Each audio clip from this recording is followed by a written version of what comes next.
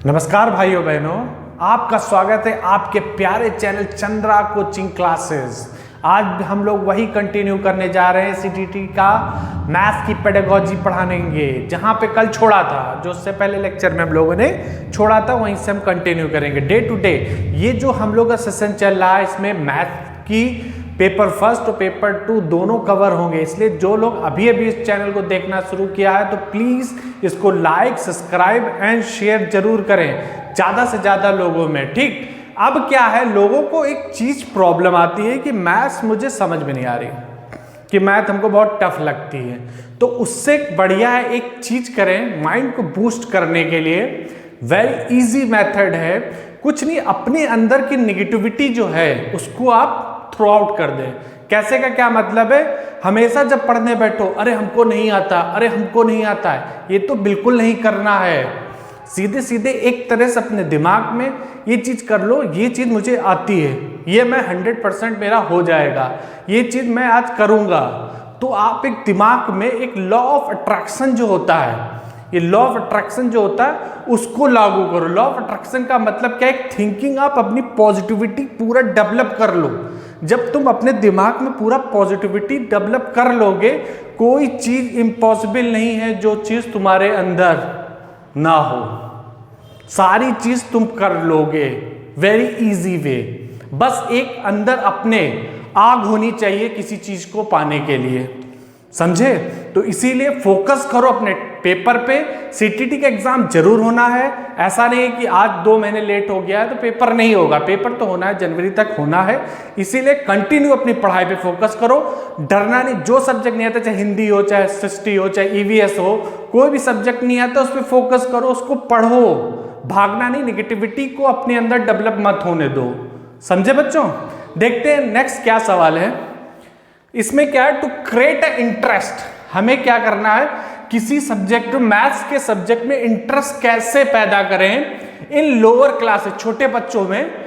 The teaching method use must be, कौन सा method होना चाहिए, ये चीज पूछा गया। अब तुम खुद सोचो, अगर तुम टीचर हो, फील करो, अगर तुम टीचर हो तो अगर तुम्हें कोई चीज पढ़ाना है, छोटे बच्चे बैठे, तुम कैसे पढ़ाओगे? जाओगे, तुरंत जाओगे, अरे खड़े हो, पढ़ाने लगोगे, ये भैया 2+2 3+2 ऐसे पढ़ाओगे?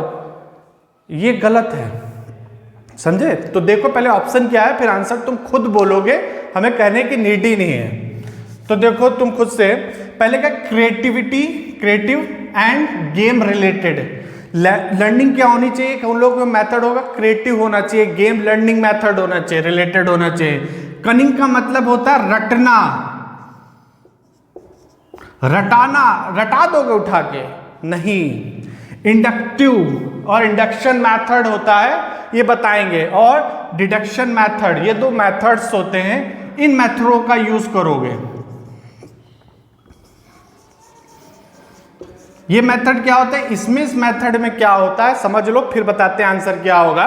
इंडक्शन मेथड क्या होता है बोलो, पहले एग्जाम्पल दोगे, फिर रूल, और इसमें क्या होता है, पहले रूल बोलोगे फिर एग्जाम्पल, ये डिफरेंस है, पहले रूल फिर एग्जाम्पल, या एग्जाम्पल फिर रूल, समझ गए? अगर क्या होगा आगे इसको सही से भी एक्सप्लेन करते हैं तो इसका आंसर क्या होगा। देखो अगर बड़े क्लासेस की बात करते हैं हम, यहां पे तुम्हें क्या पूछा गया, लोअर क्लासेस, बड़े क्लासेस की अगर बात करेंगे तो हमारा क्या होना चाहिए, इंडक्टिव मेथड को हम रियलिटी में यूज करते हैं। किस मेथड को यूज करते हैं, इंडक्टिव। पहले हम लोग क्या करते हैं, कोई एग्जाम्पल पुट करते हैं, उसके बाद जैसे कोई सवाल दिया, हमने क्वेश्चन दिया, तो बच्चे को क्या, हमने सवाल ब्लैक बोर्ड पे लिख दिया, एग्जाम्पल लिख दिया, मैंने कोई क्या नाम है स्क्वायर दिया, हमने कहा इसकी साइड है 4 सेंटीमीटर, 4 सेंटीमीटर से बच्चा क्या करेगा, थोड़ी देर हम सवाल सॉल्व कर दिया, उसके बाद सर कोई फॉर्मूला बताइए, रूल बताइए, इसको कैसे सॉल्व करें। तो पहले मैंने उसको एग्जाम्पल दिया, उसके बाद मैंने उसको क्या किया, रूल बताया। तो वही चीज कहने का मतलब है, पहले कोई एग्जाम्पल। तो बच्चों ये मेथड होता है हायर में, लेकिन इन्होंने पूछा क्या, to create a interest, interest जगाने के लिए छोटे बच्चों में। तो जो तुम्हारा आंसर होगा वो क्या होगा, क्रिएटिविटी होनी चाहिए और गेम रिलेटेड मेथड्स होने चाहिए, तब बच्चों का इंटरेस्ट जगेगा और ज्यादा से ज्यादा बच्चे तुम्हारा इंटरेस्ट क्लास में ले पाएंगे। अदरवाइज बैठे रहोगे, बच्चे पढ़ेंगे भी नहीं। नेक्स्ट क्वेश्चन देखते हैं क्या है। Principle of general to specific is used. ये जनरल टू स्पेसिफिक कहां पे वर्ड यूज होता है, कौन से मेथड की बात कर रहे हैं? पहला मेथड तुम्हारा क्या है? इंडक्टिव मेथड, फिर दूसरा मेथड डिडक्टिव मेथड, तीसरा मेथड सिंथेटिक, चौथा एनालिटिक मेथड। तो एनालाइज करना है, ये समझ लो पहले। एनालिटिक मेथड का नाम एनालाइज करें। मान लो अगर तुमको हम देते हैं कोई 2 चैनल, हमने कहा ये वाला चैनल अच्छा है, जाके देख लो जाके, ठीक? तो तुमने कहा देखा, फिर तुमने क्या किया, तुम्हारे दूसरे दोस्त ने बोला ये चैनल अच्छा है, तो तुमने उसको देखना शुरू कर दिया। लेकिन तुमने कहा तुम्हारी बात नहीं सुनेंगे ना, हम तुम्हारी सुनेंगे ना किसी और की सुनेंगे, हम खुद देखेंगे कौन दोनों में से अच्छा है। तो तुमने क्या किया, उसको एनालाइज किया, अपने बेस्ड पे अपने आप को एनालाइज किया, समझे कि ये वाला चैनल अच्छा है कि ये वाला, उसको तुमने ज्वाइन कर ली। ये क्या होगा? एनालिटिक मेथड हो गया, ठीक? अब देखो इंडक्टिव मेथड कौन सा होता है। इंडक्टिव मेथड में क्या होता है? एक specific approach, specific to general होना चाहिए। ये पहले इंडक्टिव की बात कर रहे हैं, स्पेसिफिक टू जनरल होना चाहिए। फिर उसी में एक है एग्जाम्पल टू रूल। क्या होगा? एग्जाम्पल से रूल होना चाहिए, ठीक? और क्या होना चाहिए? Top bottom to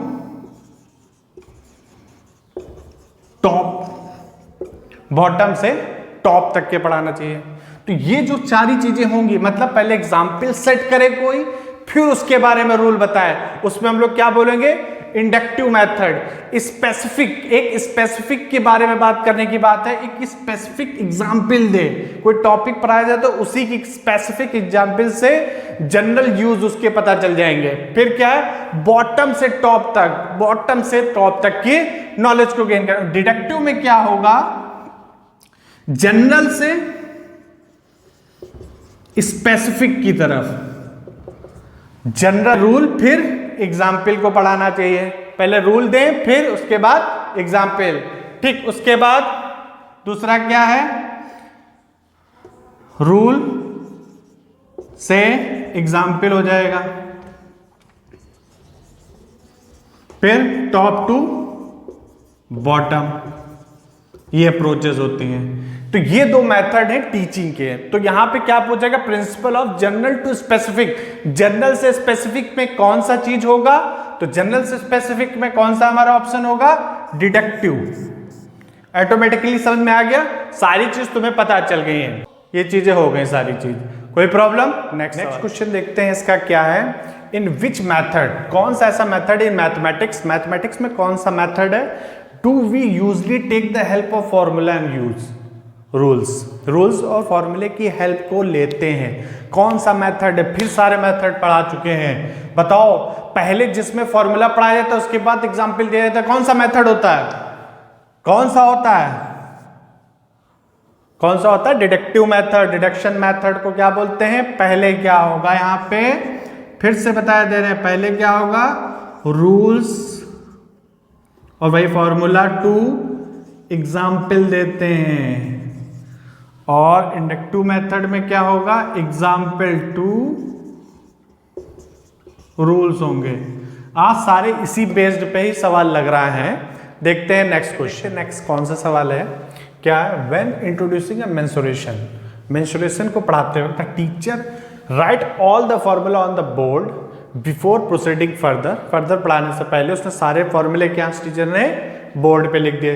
this reflects that she is following the, कौन सा मेथड को फॉलो कर रहा है? इंडक्टिव है, एक्सपेरिमेंटल है, प्रैक्टिकल है या डिडक्टिव है?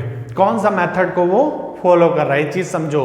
कहने का मतलब क्या है? अगर मान लो कोई टीचर आता है तुम्हारे क्लास में, आया आज मैं मेंसुरेशन पढ़ाऊंगा, ठीक? आया मेंसुरेशन पढ़ाऊंगा, उसने ये स्क्वायर होता है, इसका होता है ए स्क्वायर एरिया होता है, और इसका पेरीमीटर होता है 4 इंटू ए होता है, फिर रेक्टेंगल होता है, ये रेक्टेंगल हो गया, एल हो गया, बी हो गया, एरिया होता है लेंथ इंटू ब्रेथ हो गया, और रेक्टेंगल का पेरीमीटर होता है 2l+b।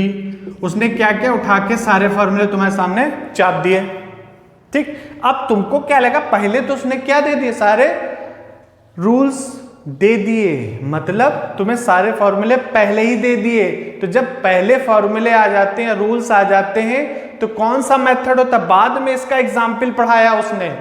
टीचर जो है पहले उसने सारे फॉर्मूले याद करा दिए, पढ़ा दिए, फिर उसके बाद उसने उस पे बेस्ड एग्जाम्पल पढ़ाया कि साइड अगर 4 है तो क्या होगा, समझे। तो वो कौन सा मेथड होता है, जहां पे पहले रूल्स आ जाते थे, जहां पे पहले रूल्स आ जाते थे, कौन सा मेथड होता था, डिडक्टिव मेथड होता था, समझ गए। पहले जहां पे एग्जाम्पल आते तो कौन सा होता था, इंडक्टिव मेथड। एक चीज और भी है, डिडक्टिव मेथड जो होता है एब्स्ट्रैक्ट से, एब्स्ट्रैक्ट का मतलब थिंकिंग नॉलेज से, एब्स्ट्रैक्ट से कॉन्क्रीट की तरफ जाता है।